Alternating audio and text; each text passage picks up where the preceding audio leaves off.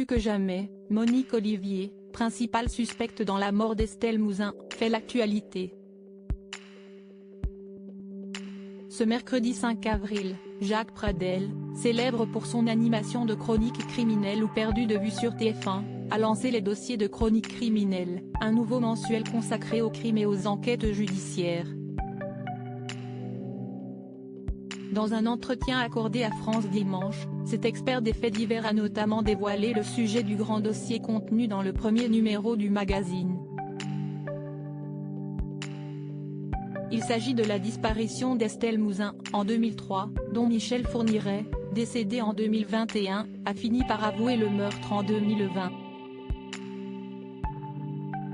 Dans son interview, Jacques Pradel annonce que l'enquête du mensuel se concentre notamment sur l'épouse de l'ogre des Ardennes, Monique Olivier. Emprisonnée à la maison d'arrêt de Fleury-Mérogis et placée à l'isolement à sa demande, la présumée complice du meurtre a toujours refusé de parler.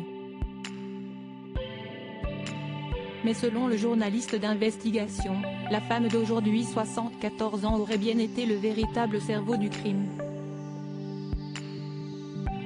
Nous découvrons aussi que Monique Olivier était plus active qu'elle a bien voulu le faire croire. J'ai beaucoup travaillé sur cette affaire à titre personnel. Je demeure persuadée que cette femme est la marionnette qui s'est mise à manipuler le marionnettiste, assure ainsi l'écrivain de 76 ans dans France Dimanche. Elle a un chi supérieur, Monique Olivier décrypté selon Jacques Pradel. Monique Olivier a un profil bien plus complexe et intrigant que n'a pu le laisser penser l'affaire depuis le début. Elle a un chi supérieur à celui de Michel Fourniret. Il est difficile de faire des échelles dans la perversité, mais je pense qu'elle a aussi pris beaucoup de plaisir. Le plaisir de tuer existe, suggère aussi le spécialiste judiciaire dans l'hebdomadaire. Au cours de l'instruction, Monique Olivier a confirmé qu'elle avait joué un rôle bien au-delà de la pauvre victime d'un mari dominateur, rappelle-t-il encore. Présenté comme très complet, le dossier du premier numéro des dossiers de Chroniques criminelles contient par ailleurs une interview de Maître Didier Seban, l'avocat d'Éric Mouzin, le père d'Estelle. Le pénaliste met en lumière toutes les fausses pistes et les ratés de l'enquête, entre le manque d'humanité des magistrats et les certitudes malheureuses de certains policiers, annonce Jacques Pradel.